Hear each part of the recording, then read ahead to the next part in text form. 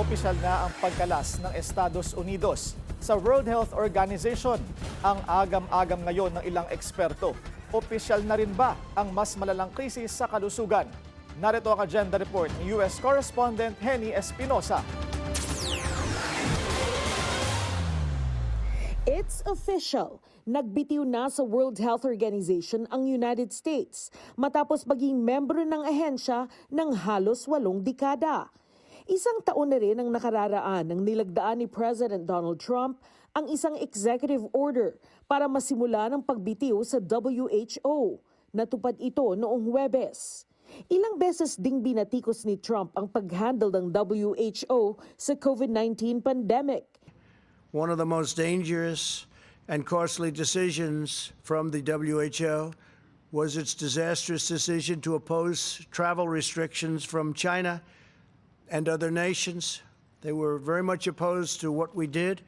Fortunately, I was not convinced and suspended travel from China, saving untold numbers of lives. Thousands and thousands of people would have died. Buwelta ng WHO Director General, mali ang mga paratang ng Trump administration. Babala niya sa isang post sa X, magiging delikado ang lagay ng US at ng buong mundo dahil sa pagbitiw ng US sa WHO.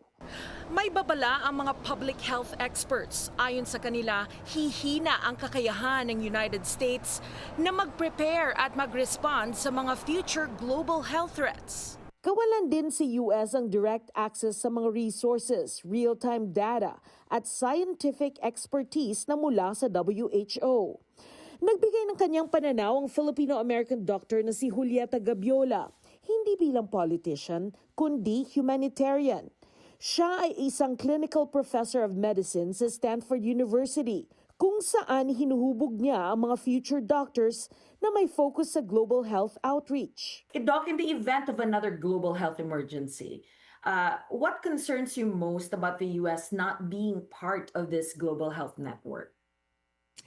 Well, let me just make this neutral, right? So, I understand the desire for accountability, sovereignty, and reform.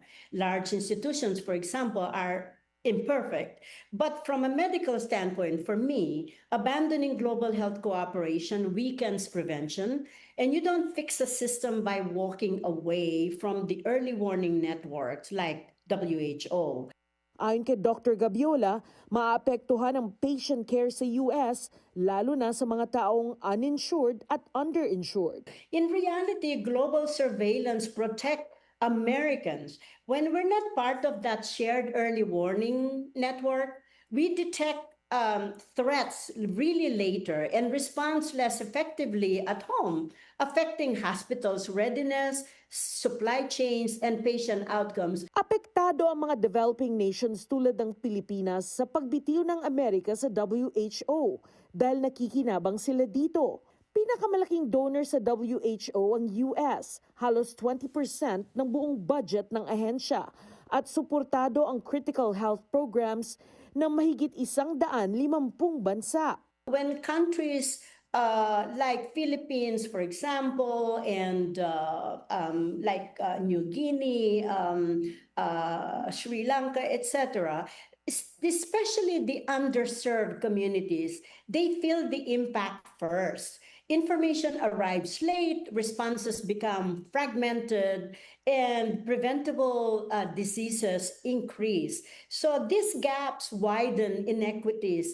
Noong COVID-19 pandemic, ang mga mayayamang bansa ang unang nakakuha ng mga medical supplies at naiwan naman ang mga developing countries.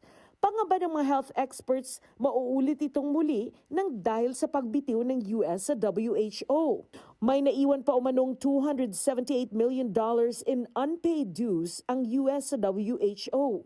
Diin ng Trump administration, wala nang planong bumalik ng bansa sa ahensya at hindi rin ito sasali kahit bilang isang observer.